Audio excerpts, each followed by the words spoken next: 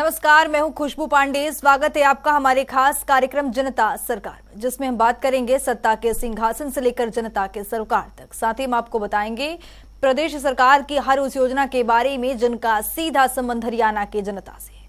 जो योजनाएं प्रदेश के विकास को नई गति प्रदान करेंगी और हरियाणा की जनता का चहुमुखी विकास भी करेंगी, ताकि प्रदेश की जनता तरक्की की राह पर आगे बढ़े और हरियाणा प्रदेश निरंतर उन्नति की नई ऊंचाइयों को छूता हुआ प्रगतिशील रहे। तो अगले 30 मिनट तक बने रहिए हमारे साथ और देखते रहिए जनता सरकार।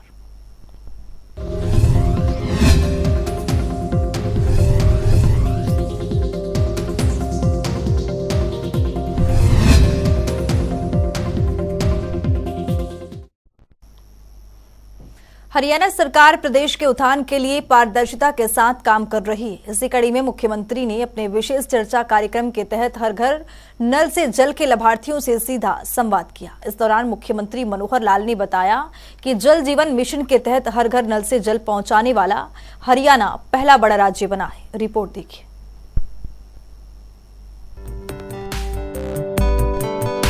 हरियाणा के मुख्यमंत्री मनोहर लाल सिरसा से सीएम की विशेष चर्चा कार्यक्रम के तहत वीडियो कॉन्फ्रेंसिंग के जरिए हर घर नल से जल कार्यक्रम के लाभार्थियों से सीधा संवाद किया। इस दौरान मुख्यमंत्री मनोहर लाल ने कहा कि जल जीवन मिशन के तहत हर घर नल से जल पहुंचाने वाला हरियाणा पहला बड़ा राज्य बना है। केंद्र सरकार ने इस मिशन के तहत वर्ष 2024 तक प्रत्येक ग्रामीण घर में नल से स्वच्छ पेयजल की आपूर्ति का लक्ष्य रखता था, जिसे हरियाणा सरकार ने समय से पहले ही पूरा करने का काम किया है। जल जीवन मिशन के तहत लगभग 13 लाख ग्रामीण घरों में पेयजल कनेक्शन दिए गए। लगभग 29 लाख घरों में नल से जल पहुंचाया गया है। मैं तो यही कहूंगा कि जो देश में हर प्रदेश में पानी का जो मुहिम ली है, हर घर नल से जल, इससे हमारे अपने प्रांत में हरियाणा में भी हमने इसको पूरा कर लिया है। और मुझे ऐसी जानकारी मिली है कि जब हमने 2022 को हर गांव में नल से जल की जो प्रक्रिया पूरी की, तो हमारा प्रदेश देश में पहला प्रदेश बना है कि ये काम हमने पूरा किया है। इस काम में ऐसा नहीं कि पहले ये होता नहीं था, बल्कि 2015 से पहले कुल मिलाकर हम आंकलन करें तो हमारे प्रदेश में लगभग 9 लाख घरों में और नल से जल जाता था। लेकिन जो शेष बचे हुए थे, इन वर्षों में जब से ये 2016 से योजना शुरू हुई है, 15 अगस्त 2019 से लाल किले की प्राचीर से जब प्रधानमंत्री जी ने घोषणा की, तो उसके 3 साल के अंदर अंदर हमने और एक 20 लाख नल लगाकर हर घर में जल पहुंचाने का काम किया है। आज हरियाणा प्रदेश में 29 लाख परिवार ऐसे हैं जिनके घरों में नल से जल और ये जाता है। संवाद के दौरान लाभार्थियों ने इस योजना के लिए मुख्यमंत्री का आभार भी व्यक्त किया। उन्होंने कहा कि जब से घरों में नल से पानी मिल रहा है, तब से उनका जीवन बेहतर बना है और उनके स्वास्थ्य में भी सुधार हुआ है। अब घर में पानी की सुविधा होने से हमें दूर दराज के क्षेत्रों में पानी लेने के लिए नहीं जाना पड़ता है। लाभार्थियों ने कहा कि हमने कभी सोचा नहीं था कि हमें कभी दूर दराज से पानी लाने से मुक्ति मिलेगी, पर आपकी सरकार ने हमें ये सहूलियत प्रदान करके हमें बहुत बड़ा लाभ दिया है। पानी सबसे बड़ी जरूरत है, जिसे सरकार ने हम तक पहुँचाया है। इसके लिए आपका बहुत आभार। मुख्यमंत्री मनोहर लाल ने कहा कि स्वच्छ पेयजल प्राप्त करना हम सबका अधिकार है। इसलिए प्रधानमंत्री नरेंद्र मोदी ने प्रत्येक ग्रामीण घर में नल से जल उपलब्ध करवाने और 55 लीटर प्रति व्यक्ति प्रतिदिन पानी की आपूर्ति सुनिश्चित करने के लिए 15 अगस्त को लाल किले की प्राचीर से जल जीवन मिशन की घोषणा की थी। प्रधानमंत्री ने कहा था कि जल संचय हो, जल सिंचन हो, वर्षा की बूंद बूंद को रोकने का काम हो, पानी बचाने का अभियान हो, पानी के प्रति सामान्य से सामान्य नागरिक सजग बने, संवेदनशील बने, बचपन से ही पानी के महत्व की शिक्षा दी जाए। उनके इसी विचार पर चलते हुए हरियाणा सरकार जल संरक्षण के लिए प्रदेश की जनता को जागरूक करने का काम कर रही है। प्रधानमंत्री जी ने जिस योजना की घोषणा की थी और उन्होंने जो शब्द कहे थे, वो कहा था जल संचय हो, जल सिंचन हो, वर्षा की बूंद बूंद पानी को रोकने का काम हो, पानी बचाने का अभियान हो, पानी के प्रति सामान्य से सामान्य नागरिक सजग बने, संवेदनशील बने, बचपन से ही पानी के महत्व की शिक्षा दी जाए। तो पानी का इतना महत्व उन्होंने बताया, पानी पीने के लिए हो अथवा सिंचाई के लिए हो, आवश्यकता को पूर्ति करने के लिए। वैसे तो जल स्रोत हमारे नदियों के रूप में, वर्षा के रूप में यहाँ आते हैं, लेकिन आवश्यकता अधिक होती है, पानी हमको कम मिलता है। इसके कारण से हमने अपने प्रदेश में पानी का एक अच्छा प्रबंधन भी किया है। मुख्यमंत्री मनोहर लाल ने कहा कि घरों के अलावा हरियाणा सरकार ने सभी स्कूलों और आंगनबाड़ी केंद्रों में भी नल से जल पहुंचाने का काम किया है। राज्य सरकार ने ग्रामीण और शहरी क्षेत्रों में 500 करोड़ रुपए से अधिक की लागत से 271 नहर आधारित जलघर और 229 नलकूप आधारित जलघर स्थापित किए हैं। यही नहीं, 1457 करोड़ रुपए की लागत से 4774 नलकूप और 1246 बूस्टिंग स्टेशन भी स्थापित किए हैं। इनके अलावा 3299 करोड़ रुपए की लागत से 19,515 किलोमीटर लंबी पेयजल पाइपलाइनें बिछाई हैं। इतना ही नहीं, महाग्राम योजना के तहत 31 बड़े गांवों में 135 लीटर प्रति व्यक्ति प्रतिदिन तक पेयजल आपूर्ति के लिए पेयजल स्रोतों में वृद्धि और मल निकासी सुविधाएं प्रदान करने के लिए कार्य किए गए हैं। तो ऐसे पानी पर काम करने का जो मुहिम हमने चलाया है वो एक प्रकार से बहुत ही अच्छा एक मुहिम है। हमारे हरियाणा का जितना बजट बाकी आवश्यकताओं में लगता है, उतना पानी की और बचत में, पानी के पुनरुपयोग में, पानी की उपलब्धता में, पानी के स्टोर करके घर घर में देने के लिए, जैसे हमने पिछले साल में 1457 करोड़ रुपए लगा करके 4774 नलकूप लगाए हैं, 1240 बूस्टिंग स्टेशन भी लगाए हैं। हमने जो 500 करोड़ रुपए लगा करके नहर आधारित जलघर 271 और नलकूप आधारित जलघर 229, ऐसे 500 ये जलघर भी बनाए हैं। ऐसे सब काम करते हुए और पानी की उपलब्धता पर्याप्त हो, ये काम हमने पूरा किया है। मुख्यमंत्री ने कहा कि संवाद कार्यक्रम से पहले उन्होंने सिरसा और फरीदाबाद जिले का हवाई सर्वेक्षण कर यहां के बाढ़ से उत्पन्न हालातों का जायजा लिया। उन्होंने बताया कि जाखल, भूना, रतिया, फतेहाबाद और सिरसा ब्लॉक के बहुत से गांवों और ओटू झील के आसपास के क्षेत्रों के गांवों में पानी आया है। अभी भी घग्गर नदी में पानी का बहाव तेज बना हुआ है। इन इलाकों में पानी उतरने में थोड़ा समय लगेगा। उन्होंने कहा कि जिन लोगों के मकान क्षतिग्रस्त हुए हैं या उनमें दरारें आई हैं या पशुओं की मृत्यु हुई है, सरकार जान माल के नुकसान की भरपाई के लिए आगामी सप्ताह से मुआवजा देगी। आज मैं फतेहाबाद और सिरसा जिला, जहां बाढ़ आने के बाद अभी भी उसका एक प्रकोप बचा है, उस नाते से, और मुझे आज उसका हवाई सर्वेक्षण के लिए प्रातःकाल जाना था। प्रातःकाल वर्षा के कारण से मैं उस यात्रा पर नहीं निकल सका था। अभी मुझे अवसर मिला तो मैं लगभग 1.25 घंटा उसमें लगा करके और यहाँ पहुंचा हूँ। मैंने देखा है कि घग्गर नदी का ये एरिया जो टोहाना, जाखल, भूना, रतिया, फतेहाबाद, इस एरिया में पानी का प्रकोप फतेहाबाद जिले में है, और ऐसे ही सिरसा जिला में भी, सिरसा ब्लॉक के बहुत से गांव, ओटू झील के आसपास का एरिया, उसमें गांव में पानी पहुंचा है। पानी का अभी भी घग्गर में तेज बहाव बना हुआ है। राजस्थान की ओर पानी निकल रहा है, लेकिन लगातार पीछे से पानी खेतों में जो था उसको घग्गर में डालते हुए, और अभी इस एरिया में पानी और 1 दिन लगेगा जब इसमें लेवल इसका कम होगा।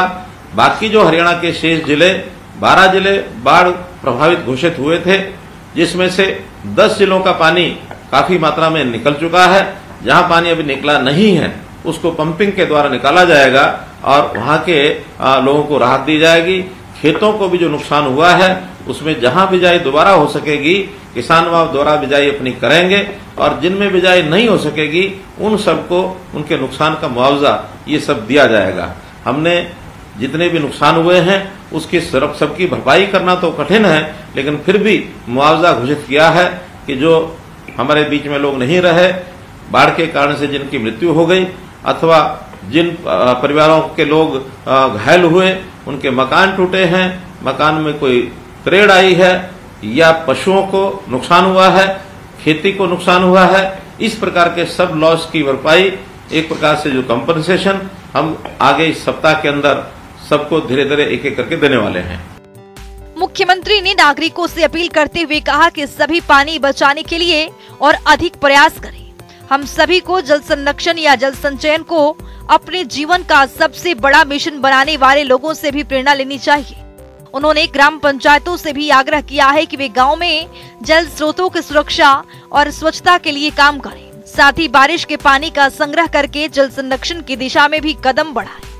मैं अंत में एक अपील आप सबसे करना चाहूंगा कि पानी तो हमको मिला, पानी की उपयोगिता के हिसाब से हम पानी उसका उपयोग करें, लेकिन स्वभाव हमारा ये रहता है कि इस पानी का तो मुफ्त का पानी है, कोई पैसा नहीं लगता है, लेकिन पानी अमूल्य है। पानी उपयोग में आए उसका जरूर उपयोग करें, लेकिन उस पानी का दुरुपयोग न करें, उसको व्यर्थ न गवाएं। हम गांव में घर में जब पानी आता है तो उसकी टूटी उसी समय खोलें जब पानी की आवश्यकता है। हर समय टूटियां खोलकर रखना और वो पानी हमारी नालियों के माध्यम से गंदा होकर के फिर हमारे तालाबों में जाए, उसका उपयोग नहीं है। तो अगर पानी की एक भी बूंद बचेगी या तो किसी के पीने में काम आएगी या किसी खेती की सिंचाई करने में काम आएगी, उसका निरंतर हमको लाभ होगा। तो हर बूंद का उपयोग, 1 ड्रॉप मोर क्रॉप, ये जो नारा प्रधानमंत्री जी का है, इस अनुसार पानी बचाने का भी मुहिम हम चलाएंगे। आज तो मैं जिन घरों में जो आज तक पानी जाता नहीं था और नल लगा करके उनके घर के अंदर जल पहुंचा है, ऐसे जो हमारे लाखों लोग हैं उसमें से लगभग 28,000 लोग मेरे साथ जुड़े हैं, जिनके साथ मेरी बात जो सुन रहे हैं, और कुछ लोगों से उनसे बात करने का मुझे अवसर मिलेगा। अगर कोई कठिनाई होगी, कोई तकलीफ होगी, तो निश्चित रूप से उस कठिनाई को, तकलीफ को दूर करने के लिए या उनका कोई अच्छा सुझाव होगा उसको मान करके, और हम हरियाणा में कोई कमी होगी पानी के बारे में उसको पूरा करेंगे। मुख्यमंत्री मनोहर लाल ने ये भी कहा कि जल ही जीवन है और इसका मानव सभ्यता के विकास के साथ बहुत पुराना संबंध है। इसका अंदाजा इसी बात से लगाया जा सकता है कि सभी प्राचीन सभ्यताओं को विकास जल स्रोतों के निकट ही हुआ। हमारे ऋषि मुनियों और संत महात्माओं ने मानव के अस्तित्व के लिए जल के संरक्षण पर बल दिया है, इसीलिए नदियों को माता कहा गया है। उन्होंने कहा कि ये हमारी नैतिक जिम्मेदारी है कि पानी की कमी प्रदेश के विकास में बाधा न बने, हमारी पीढ़ियों को पानी की कमी से जूझना न पड़े। इसके लिए हम सभी को पानी की एक एक बूंद का सदुपयोग करना होगा। हम सभी को ये सुनिश्चित करना होगा कि प्रदेश के किसी भी हिस्से में टैंकरों से पानी पहुंचाने के लिए मजबूर न हो। हमें पानी का उपयोग वरदान के रूप में करना चाहिए, लेकिन कुछ लोग इसके महत्व को नहीं समझते और आसानी से उपलब्ध होने के कारण पानी बर्बाद कर देते हैं। वे पानी की कीमत नहीं समझते। पानी की कीमत वही समझता है जो पानी की कमी से जूझता है। जनता टीवी के लिए पवन सिवर की रिपोर्ट। वहीं मुख्यमंत्री मनोहर लाल ने सिरसा और फतेहाबाद जिलों में बाढ़ की स्थिति का हवाई सर्वेक्षण किया, जिसके बाद मुख्यमंत्री मनोहर लाल सिरसा के एयरफोर्स स्टेशन पर दोनों जिलों के अधिकारियों के साथ बैठक की। उन्होंने अधिकारियों को राहत और बचाव कार्यों को निरंतर जारी रखने और तत्परता से कार्रवाई करने के निर्देश भी दिए। मुख्यमंत्री मनोहर लाल ने शनिवार को सिरसा और फतेहाबाद जिलों में बाढ़ की स्थिति का हवाई सर्वेक्षण किया और बाढ़ प्रभावित इलाकों का हालचाल जाना, जिसके बाद मुख्यमंत्री मनोहर लाल ने सिरसा के एयरफोर्स स्टेशन पर दोनों जिलों के अधिकारियों के साथ बैठक की। बैठक के दौरान मुख्यमंत्री मनोहर लाल ने अधिकारियों को राहत और बचाव कार्यों को निरंतर जारी रखने और तत्परता से कार्रवाई करने के निर्देश भी दिए। मुख्यमंत्री मनोहर लाल ने कहा कि बाढ़ बचाव कार्यों और लोगों को तुरंत राहत पहुंचाने के लिए हरियाणा सरकार काफी गंभीरता से कार्य कर रही है। वे खुद सिरसा और फतेहाबाद दोनों जिलों की हर स्थिति पर नजर बनाए हुए हैं। आपदा की स्थिति में सरकार पूर्ण रूप से लोगों के साथ है। इस बाढ़ के कारण लोगों का जो भी नुकसान हुआ है उसकी असेसमेंट करवाकर भरपाई की जाएगी। फसलों को हुए नुकसान का ब्यौरा किसान ई फसल क्षतिपूर्ति पोर्टल पर दर्ज करवा सकते हैं। ये फसल क्षतिपूर्ति पोर्टल 1 महीने तक खुला रहेगा। मुख्यमंत्री ने दोनों जिलों के अधिकारियों से कहा कि बाढ़ की स्थिति में स्वास्थ्य विभाग और पशुपाल विभाग के अधिकारी और कर्मचारी सक्रियता से कार्य करें, ताकि बाढ़ के प्रभाव से होने वाली किसी भी प्रकार की स्वास्थ्य संबंधित समस्या पर संबंधित क्षेत्रों में लोगों और पशुओं का इलाज करें। मुख्यमंत्री ने दोनों जिलों से एनडीआरएफ टीम और अन्य किसी भी प्रकार की मदद की आवश्यकता के संबंध में जानकारी ली। उपायुक्त सिरसा और उपायुक्त फतेहाबाद ने बाढ़ बचाव कार्यों के बारे में विस्तार से जानकारी दी। दोनों जिलों के उपायुक्तों ने बताया कि जिलों में 2-2 एनडीआरएफ की टीमें राहत और बचाव कार्य में जुटी हुई है। इसके अलावा स्थानीय स्तर पर वॉलंटियर और समाज सेवी संस्थाएं लोगों की हर संभव मदद कर रही है। ब्यूरो रिपोर्ट, जनता टीवी। तो वहीं हिसार के गुरु जम्बेश्वर में विश्वविद्यालय में कार्यक्रम का आयोजन किया गया, जिसमें बतौर मुख्य अतिथि मुख्यमंत्री मनोहर लाल ने शिरकत की। इस दौरान मुख्यमंत्री ने संबोधित करते हुए कहा कि राज्य सरकार ने पिछले 8.5 वर्षों में गरीब, किसान, मजदूर सहित हर वर्ग के कल्याण के लिए काम किया है। देखिए हमारी एक खास रिपोर्ट। हरियाणा के मुख्यमंत्री मनोहर लाल शनिवार को हिसार पहुंचे, जहां उन्होंने गुरु जाम्बेश्वर विज्ञान एवं प्रौद्योगिकी विश्वविद्यालय में एक कार्यक्रम में शिरकत की। इस कार्यक्रम में मुख्यमंत्री मनोहर लाल ने संबोधित करते हुए कहा कि पिछले 8.5 वर्षों में गरीब, किसान, मजदूर, व्यापारी सहित हर वर्ग के कल्याण के लिए काम किया है और नई नई योजनाएं चलाकर समाज के प्रत्येक वर्ग को लाभान्वित कर उनके जीवन को सुगम बनाया है। उन्होंने कहा कि राज्य सरकार का मुख्य ध्येय गरीब कल्याण है, ताकि उन्हें समाज की मुख्य धारा से जोड़ा जा सके। इसके साथ ही मुख्यमंत्री ने बताया कि राज्य सरकार ने 6S यानी शिक्षा, स्वास्थ्य, सुरक्षा, स्वाभिमान, स्वावलंबन और सुशासन पर फोकस कर हर क्षेत्र में हरियाणा को आगे बढ़ाने का काम किया है, जो आज जनता राज्य सरकार की ओर से जनसेवा के लिए किए गए कार्यों से खुश है और उनमें विश्वास बढ़ा है कि अब प्रदेश में ऐसी सरकार है जो गरीबों और वंचितों की चिंता करती है।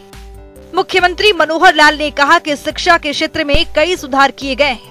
नई शिक्षा नीति को प्रदेश में 2025 तक लागू करने का लक्ष्य रखा गया है, ताकि बच्चों में राष्ट्रीयता की भावना जागृत हो और बच्चे संस्कारवान भी बने। इसके अलावा शिक्षा के स्तर को ऊंचा उठाने के लिए प्रदेश में मॉडल संस्कृति स्कूल शुरू किए गए हैं। साथ ही 4000 प्लेवे स्कूल स्थापित किए जाएंगे, ताकि बच्चों की बुनियाद बचपन से ही मजबूत बने। कार्यक्रम में उन्होंने ये भी कहा कि प्रदेश के गरीब परिवारों की आय में वृद्धि कर उन्हें मुख्यधारा में लाने के लिए मुख्यमंत्री अंत्योदय परिवार उत्थान योजना शुरू की गई है। इस योजना के तहत प्रदेश के ऐसे परिवार जिनकी आय 1 लाख रुपए वार्षिक से कम है, ऐसे परिवारों की आय को 1,80,000 रुपए तक करने का लक्ष्य निर्धारित किया गया है। इसके लिए प्रदेश में अंत्योदय मेले लगाए गए हैं, जिनमें ऐसे परिवारों के सदस्यों को स्वरोजगार के लिए ऋण उपलब्ध करवाया गया है। वहीं मुख्यमंत्री मनोहर लाल ने कार्यक्रम में उपस्थित कार्यकर्ताओं को कहा कि केंद्र और प्रदेश सरकार की योजनाओं की जानकारी आमजन तक पहुंचाए, ताकि जनता उनके लिए चलाई गई कल्याणकारी योजनाओं का अधिक से अधिक लाभ उठा सके। जनता टीवी के लिए हिसार से प्रवीण कुमार की रिपोर्ट। तो चलिए अब खबरों में आगे बढ़ते हैं। राष्ट्रीय झंडा अंगीकरण दिवस के मौके पर सीएम मनोहर लाल ने ट्वीट किया है, तो सभी को इस मौके पर मुख्यमंत्री मनोहर लाल ने हार्दिक बधाई दी है। मुख्यमंत्री ने अपने ट्वीट में लिखा है, भारत कोई भूमि का टुकड़ा नहीं है, ये जीता जागता राष्ट्र पुरुष है। भारत और तिरंगे की रक्षा के लिए अनगिनत माताओं ने अपने लाल बलिदान किए हैं, अनगिनत लोगों ने बलिदान दिए हैं। न जाने कितनी बहनों का सुहाग उजड़ा, परंतु कभी भी शीश न झुकाया। मैं उन सभी अमर विभूतियों को नमन करता हूं। मुख्यमंत्री ने अपने ट्वीट में आगे लिखा है, जिनके बलिदानों से हमारा तिरंगा विश्व विजय करते हुए विश्व गुरु बनने की दिशा में अग्रसर है। राष्ट्रीय झंडा अंगीकरण दिवस की सभी को हार्दिक बधाई। जय हिंद, जय भारत।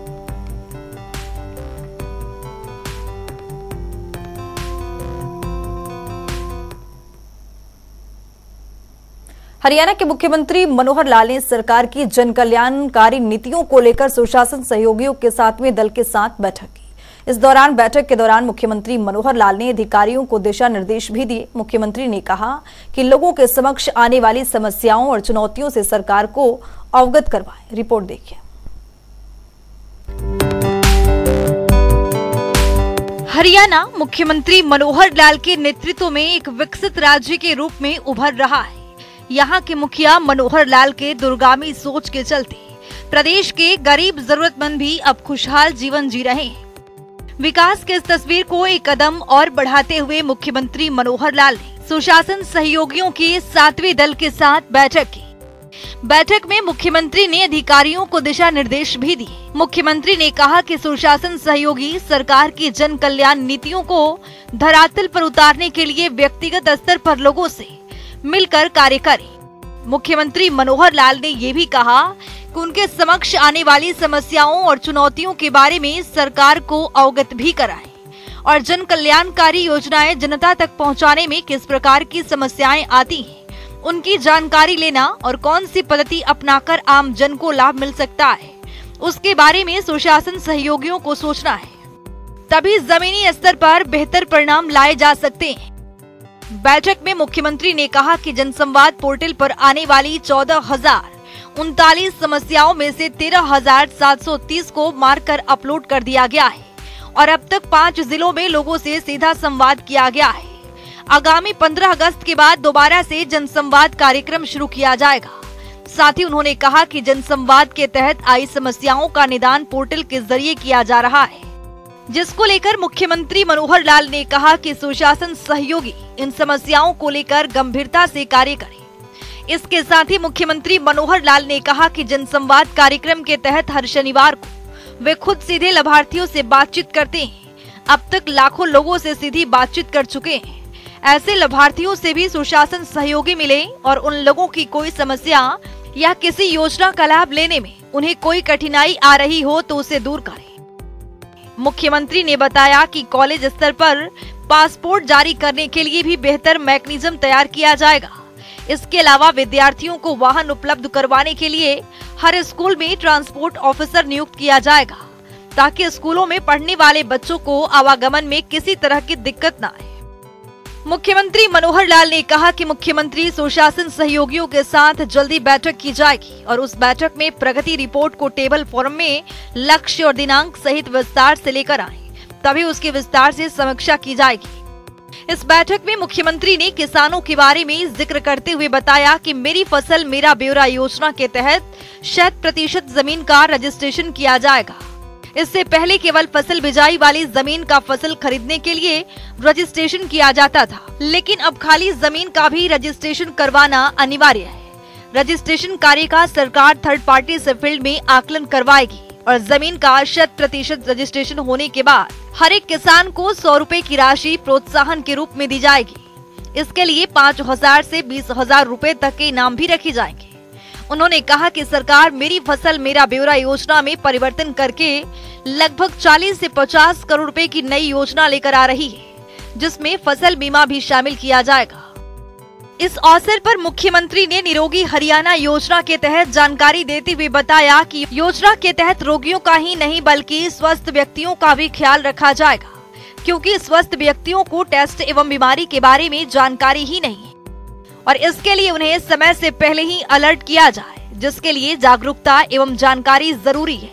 उन्होंने कहा कि सरकार लोगों को निरोगी रहने के लिए प्रेरित करने का कार्य कर रही है और कलेक्टिव रूप से स्कूल में जाकर टेस्टिंग और स्वच्छता का कार्य भी करे। इस अवसर पर मुख्यमंत्री के अतिरिक्त प्रधान सचिव एवं सूचना लोक संपर्क भाषा एवं संस्कृति विभाग के महानिदेशक डॉक्टर अमित अग्रवाल ने भी मुख्यमंत्री सुशासन सहयोगियों से विस्तार से जानकारी ली और उन्हें आवश्यक दिशा निर्देश भी दिए। जनता टीवी के लिए चंडीगढ़ से पवन सिवर की रिपोर्ट। मुख्यमंत्री मनोहर लाल ने प्रदेश में चल रही फसल विविधीकरण एवं जल संरक्षण योजना के तहत कई निर्णय लिए हैं। तो चलिए ग्राफिक्स पर नजर डालते हैं। फसल विविधीकरण एवं जल संरक्षण योजना 2023 के हित में मुख्यमंत्री मनोहर लाल ने कई फैसले लिए हैं। धान की जगह वैकल्पिक फसलें लगाने का यहां पर निर्णय लिया गया है। पिछले वर्ष योजना का लाभ लेने वाले किसान इस वर्ष भी लाभ ले सकते हैं। खेत खाली रखने पर भी किसानों को लाभ मिलेगा। तो ये मुख्यमंत्री की ओर से किसानों को एक बड़ी राहत दी गई है यहां पर।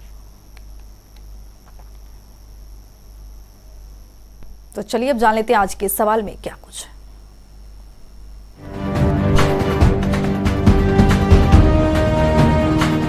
हर रोज की तरह हाजिर हूं आज का सवाल लेकर। जैसा कि आप जानते हैं हर रोज एक नया सवाल पूछते हूं। सही जवाब देने वाले के नाम और तस्वीर अपने टेलीविजन स्क्रीन पर दिखाते हैं, साथ ही उसको उपहार भी देते हैं।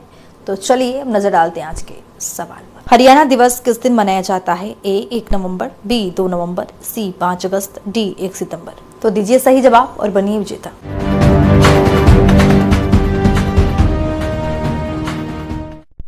तो इस खास पेशकश के जरिए हमारा उद्देश्य है मनोहर सरकार के मनोरथ को जनता तक पहुंचाना है, ताकि प्रदेशवासियों को हरियाणा सरकार की हर एक योजना का लाभ मिल सके। क्योंकि जब प्रदेश की जनता खुशहाल होगी तभी प्रदेश विकास के पद पर तेजी से दौड़ सकेगा। हमारे खास कार्यक्रम जनता सरकार में आज के लिए इतना ही। नमस्कार।